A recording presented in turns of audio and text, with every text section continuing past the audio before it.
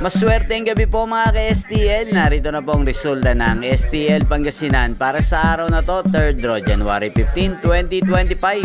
Araw ng Miyerkules. Naway ang mga natayaan niyo pong mga numero kanina ay manalo nawa ngayong gabing ito, 8:45 PM. Kaya't kunin niyo na po ang inyong mga tickets. Narito na po ang resulta. Ang mga numerong nanalo sa STL Pangasinan ngayong gabing ito, January 15, 2025, 8:45 PM. Third draw result, 28 at 30 in exact order. Sa lahat po ng tumaya kanina sa STL Pangasinan para sa third draw ng 28 at 30, congrats po sa inyo. Panalo po kayo.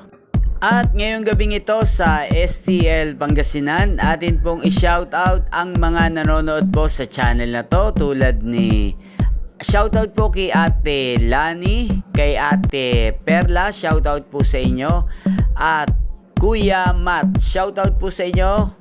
Naway nasa mabuti po kayong kalagayan. Sana mga tinatayaan nyo rin pong mga numero sa Pangasinan ay manalo na sana ngayong gabing ito.